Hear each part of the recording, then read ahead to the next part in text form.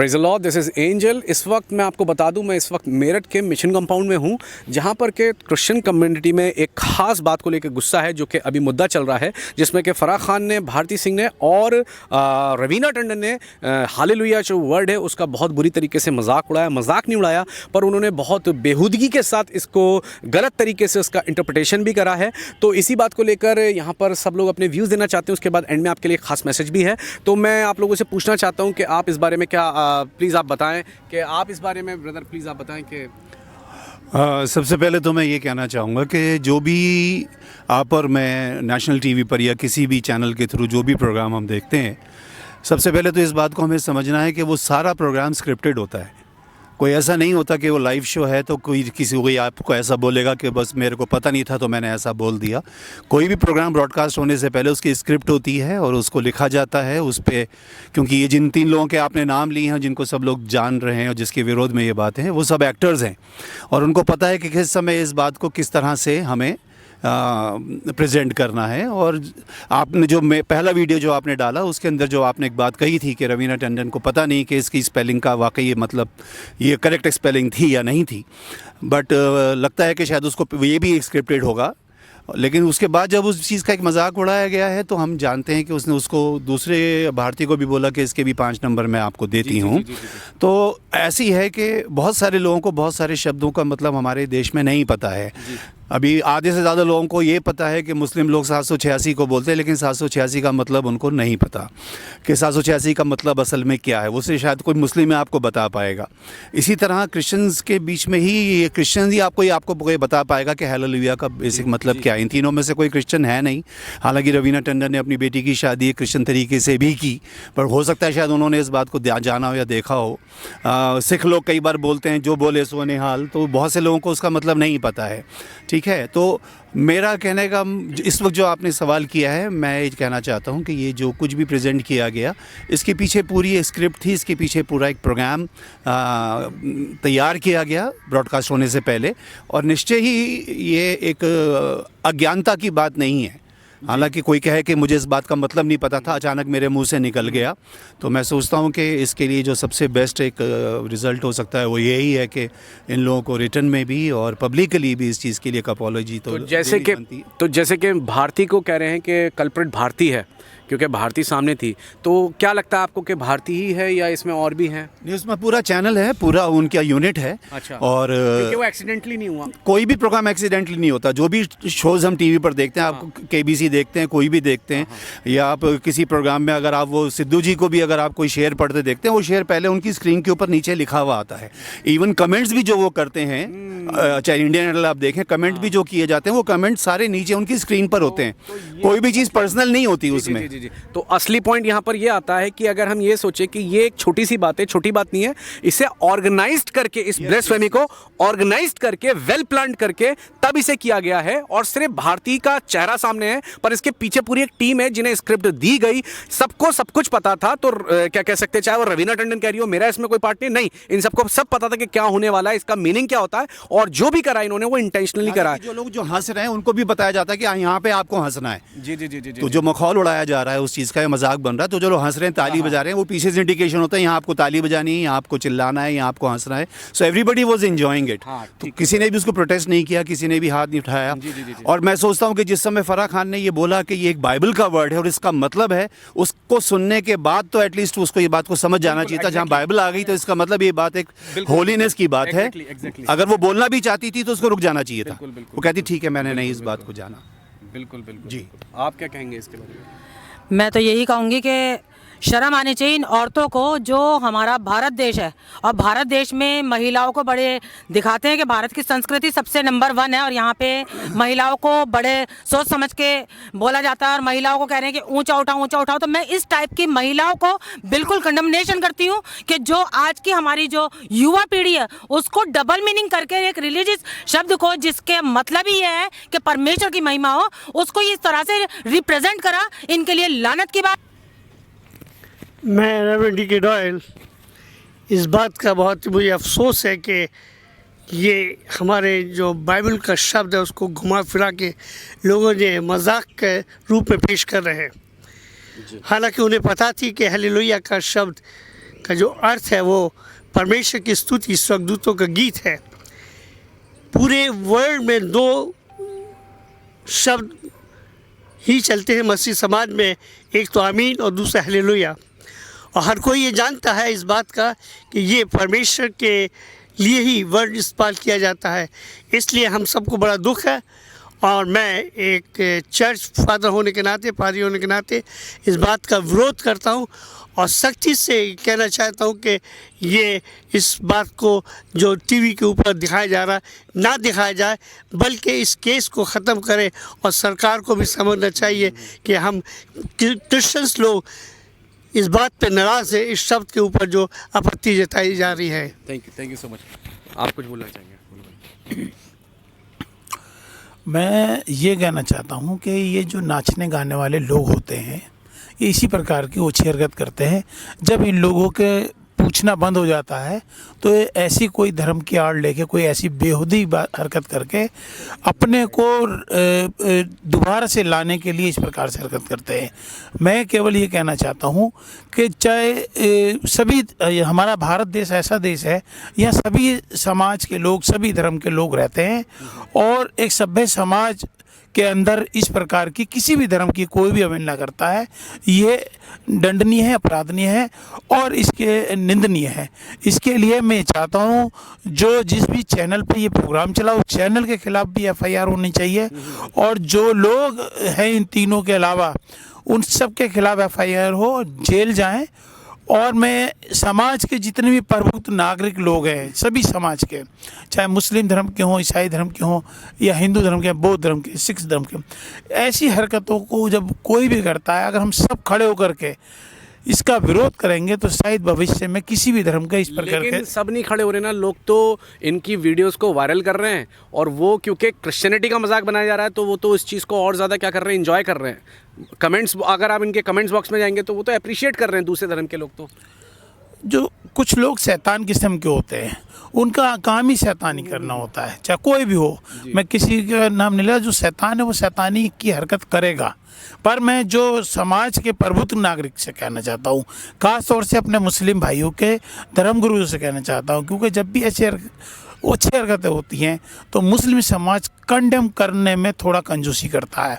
मैं ये कहना चाहता हूँ धर्मगुरु से या जितने भी चाहे किसी मस्जिद के मौलवी हों या साईं इमाम के मौलवी हों, मैं ये कहना चाहता हूँ इस प्रकार से जिस प्रकार से ईसाई समाज का मजाक उड़ाया गया फराह खान द्वारा और खान के द्वारा, जैसे कोई और अगर कुरान की बेअदबी कर देता है तो एकदम से उसका सर कलम करने के लिए और अनेक प्रकार की बातें की जाती है।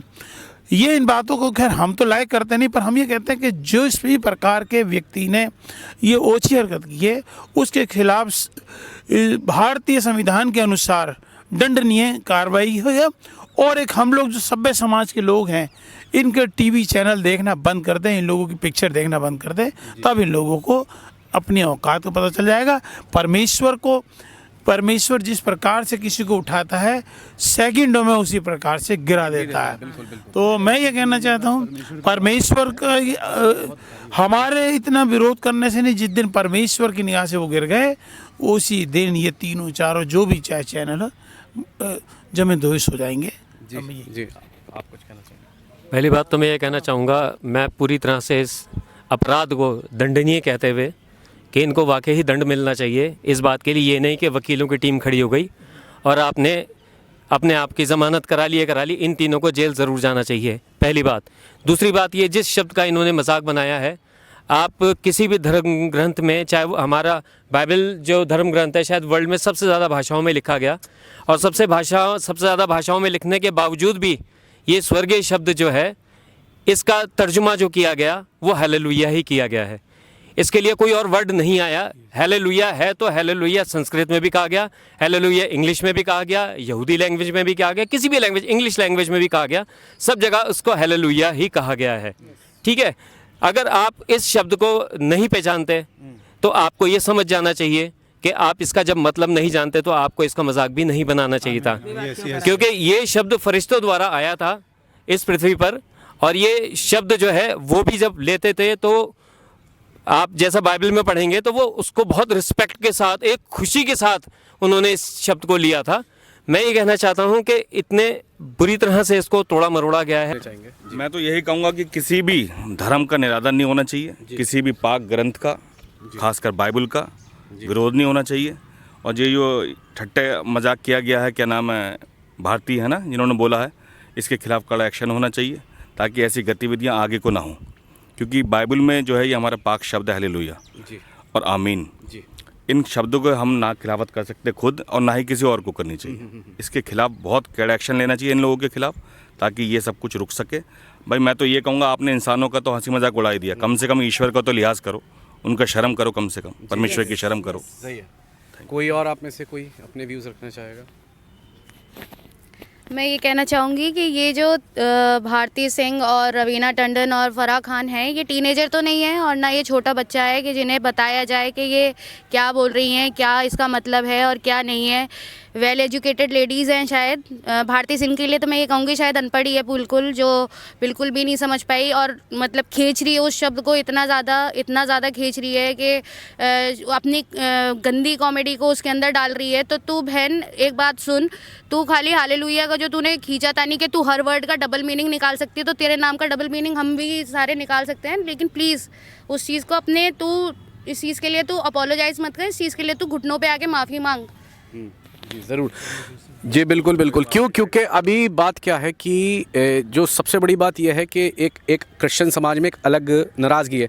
साथ ही साथ मैं कुछ पास्टर्स को देख रहा हूँ, वो बहुत ही पॉलिटिकली करेक्ट होने की कोशिश कर रहे हैं, जो आप वीडियोस डाल रहे हैं बहुत लेट आकर, जिन्होंने पहले तो कोई स्टैंड ही नहीं लिया, अब लेकिन जो वो वीडियोस बना रहे हैं बड़ी ही पॉलिटिकली करेक्टनेस अपनी दिखाने की कोशिश कर रहे हैं, बहुत ही वो शुगर कोटेड बात कर रहे हैं। इसमें या तो हमें इसमें स्ट्रेट फॉरवर्ड होना और या बिल्कुल शांत रहना है। आप लेकिन स्टैंड ले रहे हो, बहुत लेट ले रहे हो और उसमें भी बहुत शुगर कोटेड बात कर रहे हो, तो इस चीज़ को तो हम बिल्कुल भी अप्रिशिएट नहीं कर रहे हैं। ना ही हम इस बात के फेवर में हैं कि जो लोग भारतीय को या दूसरे लोगों को गालियाँ दे रहे हैं या गलत तरीके से प्रोटेस्ट कर रहे हैं, हम उसको भी सपोर्ट नहीं कर रहे हैं। हम प्रोटेस्ट को सपोर्ट करते हैं, हम खिलाफत को सपोर्ट करते हैं, सही बात की, लेकिन उसमें भी कायदा और सलीका होना चाहिए, ये हमारा बिलीव है, ठीक है ना। जो भी इंडियन कॉन्स्टिट्यूशन कह रहा है उसके हिसाब से। माफ़ी की बात जहाँ तक है, मेरे चैनल पे कई लोग गालियाँ देते हैं गंदी गंदी, मैंने कभी इस चीज़ के बारे में बात नहीं करी। यह बात हमारी नहीं है, हमें अपने पे बुरा नहीं लग रहा, हमें कोई भी कुछ भी कह रहा है, हमें गालियाँ दे रहा है, वो बात हो रही है अभी परमेश्वर की, खुदा की बात हो रही है, और आप उसको बीच में लेकर आ रहे हो, उनको बीच में लेकर आ रहे हो, तो यहाँ पर आपको बहुत 10 बार सोचना चाहिए, क्योंकि उसके कॉन्सिक्वेंसेस तुम लोगों के लिए भी अच्छे नहीं है। भारती, रवीना और फराह खान क्योंकि अच्छे इसलिए नहीं है क्योंकि उसका वैसे भी आप पे कर्सेज आ सकते हैं बहुत सारी। मैं आपको बताना चाहूँगा, एक मिनट ये ज़मीन दिखा दो, ये थोड़ा इधर ये दिखाओ। ये किसी वक्त मिशन कंपाउंड की ज़मीन हुआ करती थी, मेथोडिस्ट की ही ज़मीन हुआ करती थी। बस इधर से ले आओ। यहाँ पर गलत तरीके से इसे बेचा गया, और जब इसे बेचा गया, सुनिएगा गौर से, जब इसे बेचा गया तो यहाँ पर लोगों ने बचाने के लिए, क्रिश्चियन कम्युनिटी ने इसे बचाने के लिए यहाँ पर क्रॉस लगा दी थी कि ये इसे कब्जा ना कर लें ये लोग, नॉन क्रिश्चियंस लोग।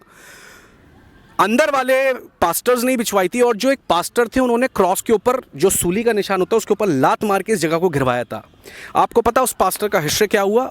वो जब मरे हैं बिस्तर पे पड़े रहे, और उसी पैर से जिस पे क्रॉस पे लात मारी थी उसमें कीड़े पड़े हैं इस तरीके से। भाई साहब ये बात सही है या नहीं है? कीड़े पड़े थे उसी पैर में जिस पे, जिंदा खुदा से पंगा मत लो। अभी एक और आदमी, मैंने अपनी वीडियो डाली हुई है, यहाँ पर फ्री चर्च है, उसने चर्च के गेट पे वो मार रहा था, लकड़ियाँ मार रहा था, और वो उसे तोड़ने की कोशिश कर रहा था अपने साथ कई लोगों को लेकर आने की। बस 2-3-4 महीने बाद ही सड़क क्रॉस कर रहा था, रॉन्ग साइड था, हिट करा उसे स्कूटर ने या किसी चीज़ ने, ऑन स्पॉट उसकी डेथ हो गई, ऑन स्पॉट उसकी डेथ हो गई। तो मैं आपको बस इतनी बताइए, ऐसे हम आपको कई, जी हाँ, जिंदा परमेश्वर से पंगा मत लीजिए, मत लो, जिंदा खुदा के लोग हैं, जिंदा खुदा से पंगा मत लीजिए। हम आपसे अभी भी यही बोलेंगे, रिपेंट कीजिए, खुदा माफ़ करेगा आपको, वरना ये कर्सेज आपके जनरेशन तक जाएंगे। ये बात याद रखना, रवीना टंडन, भारती सिंह और फराह खान, तुम्हारी जनरेशन तक जाएंगे इसके कर्सेज। माफ़ी मांगो, खुदा माफ़ करेगा। ये एंड में हम यही बात बोलना चाहेंगे। साथ ही क्रिश्चियंस, उन भाइयों को जिन्होंने प्रोटेस्ट करा, उनको मैं वाकई में अप्रिशिएट करूँगा, आपने यूनिटी दिखाई, प्रभु आपको बरकत दे। लेकिन साथ में ये भी बोलूँगा कि हमें जोश में होश नहीं खोना है, हमें नियंत्रित भी रखना, अपनी ज़बान पे एक हमें कंट्रोल होना चाहिए, हमारी फीलिंग्स पे भी, और कायदे से और सलीके से करें। प्रभु आप सबको बरकत दे। Praise the Lord. हम जोर से बोलेंगे हालेलुया। मैं कुछ लोगों का एग्जांपल देता हूँ तुम्हें। उनका वजूद बहुत बड़ा था, लेकिन उनका क्या हुआ जब उन्होंने बाइबल, जीसस, परमेश्वर, बाइबल के खुदा का मजाक उड़ाया? उनका क्या हुआ हर्ष, मैं तुम्हें बता देता हूँ।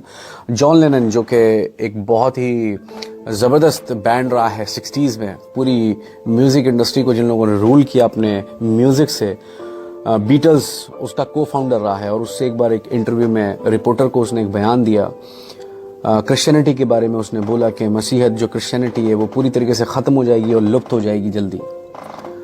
यीशु मसीह के लिए बोला हाँ यीशु मसीह ठीक ठाक थे, पर अब हम लोग, यानी उन लोगों का बैंड जो है बीटल्स, उसने कहा अब हम लोग जीसस से बहुत ज़्यादा मशहूर हो चुके हैं। ये करीब 66 में उसने बयान दिया था। 70s में उसी के फैन ने उसके घर के बाहर उसे बहुत बेरहमी से गोलियां मारी। उसके सर में ही 6 गोलियां मारी गई थी और उसकी बहुत ब्रूटल डेथ हो गई, ऑन स्पॉट उसकी डेथ हो गई। मैरिलिन मोनरो बहुत खूबसूरत अभिनेत्री रही है, हॉलीवुड की अदाकारा रही है, बहुत ज़बरदस्त खुदावन के खादिम, खुदावन के दास, यस्सु के दास बिली ग्रैहम को खुदा की तरफ से हिदायत हुई कि वो इस अदाकारा के पास जाकर यीशु के सुसमाचार को, खुशखबरी को, इंजील की न्यूज़ को बताए, इंजील के बारे में बताए कि वो गुनाहों से तौबा करे और यीशु पे ईमान लाए और अपनी लाइफ स्टाइल जो कि गुनाह से भरी हुई है उससे तौबा करे, इस बारे में बताए। बिली ग्रैहम ने उन्हें पूरा प्रचार करा, मनादी करी, कलाम किया। और उसके बाद मर्लिन मुनरो ने इस बात को कह के बिली ग्रैहम को बोल दिया कि मुझे तुम्हारे जीसस की कोई ज़रूरत नहीं है। ठीक 1 हफ्ते बाद मैरिलिन मुनरो की बॉडी जो थी वो मिली उनके बेडरूम में, और सूत्रों के अनुसार यही है कि उन्होंने मोस्ट प्रोबेबली सुसाइड ही करा था। तो मैं आपको बताना ये चाहता हूं कि कुछ लोग जब जीसस को हल्के लेते हैं, उसके ईमान का मजाक उड़ाते हैं, तो वो जजमेंट से नहीं बच पाते। इनमें से एक नाम और है थॉमस हेनड्रू, जो कि टाइटैनिक का क्या था, शिप बिल्डर था। टाइटैनिक की जब वो अपने सफ़र पे जाने वाला था तो रिपोर्टर ने उस टाइटैनिक का जो शिप बिल्डर था, बनाने वाला, उससे पूछा कि ये जहाज़ कितना सुरक्षित है, कितना सेफ है, इस बारे में आप क्या कहते हैं? तो उसने बड़े घमंड में पता क्या बोला? उसने बोला कि खुद खुदा तक, परमेश्वर तक इस जहाज़ को नहीं डुबा सकता। और उसके बाद इस जहाज़ का क्या हुआ वो सब जानते हैं, टाइटैनिक का क्या हुआ। एक नाम और है टैंसिडो नीव्स, जो कि प्रेसिडेंट था ब्राज़ील का। उसने ये दावा करा था कि अगर मुझे 50 लाख वोट मिल जाते हैं, 5 लाख वोट मिल जाते हैं, तो उसके बाद मुझे खुद खुदा भी, परमेश्वर भी मुझे नहीं रोक पाएगा प्रेसिडेंसी में अपने रहने से। हुआ ऐसा ही कि उसे वोट्स मिल गए पूरे 5 लाख से भी ऊपर। और पर पता क्या हुआ, प्रेसिडेंसी के लिए जिस दिन वो बनने जा रहे थे प्रेसिडेंट, उससे ठीक 1 दिन पहले वो बीमार पड़े और उनकी डेथ हो गई, क्योंकि खुदा को चैलेंज करा, परमेश्वर को चैलेंज करा। एक और नाम इसमें शुमार है कैजुजा, जो कि ब्राज़ीलियन कंपोजर और सिंगर रहे हैं। एक कॉन्सर्ट, रियो में एक कॉन्सर्ट के दौरान उसने स्मोकिंग करी, वो स्मोक कर रहा था सिगरेट को, और उसने धुआं ऊपर की तरफ छोड़कर बोला God this is for you. इस धुएं को छोड़कर उसने ऐसा बोला, परमेश्वर, खुदा ये तेरे लिए। 32 साल की उम्र में केवल उसकी बड़ी दर्दनाक मौत हुई लंग कैंसर से। ऐसे और कई नाम मैं बता सकता हूँ। अभी रिसेंटली एक बंदे ने चर्च पर अटैक करा था, चर्च को तोड़ने की कोशिश करा था, उसके गेट को तोड़ने की, और उसकी एक्सीडेंट में डेथ हो गई। अभी रिसेंटली ये हम खुद अपनी हमने जो खुद आंखों देखी है वो आपको बता रहे हैं। कहने का मतलब ये है कि आप खुदा, अगर आप किसी झूठे ईश्वर को इस तरीके से उसको उंगली उठा रहे हैं उसके ऊपर, उसकी शान के खिलाफ बोल रहे हैं, तो एक अलग बात है। लेकिन अगर सच्चे और जीवित परमेश्वर, एकमात्र खुदा के ऊपर, उस खुदा से अगर आप पंगा ले रहे हो, उसके ईमान के खिलाफ, उसके दीन के खिलाफ जा रहे हो, तो याद रखो फिर देयर इज अ जजमेंट। इसलिए मेरी तुम लोगों से यही है, तुम लोग भी यंगस्टर हो, राउंड टू हेल वाले, अभी तुम लोगों की उम्रें बहुत छोटी हैं, तौबा करो, ऐसा ना हो खुदा का कोई जजमेंट तुम लोगों पर आए। तुम लोगों ने जिंदा खुदा का, उसके ईमान का, उसके दीन का मजाक उड़ाया है, इसलिए मन फिराओ, तौबा करो और उसकी ओर फिरो। मैं तुम लोगों को यही बात बोलूंगा। और बाइबल कहती है कि अंत के दिन जब होंगे, दुनिया की आखिर समय जब आएगा, तो उस वक्त बहुत सारे मोकर्स आ जाएंगे, हंसी ठट्टा करने वाले। और ये हंसी ठट्टा बना रहे हैं आज मजहब का, रिलीजन का, पाक बातों का, क्योंकि ये अंत के दिनों की जो बाइबल की भविष्यवाणी पेशन गोई है वो पूरी हो रही है।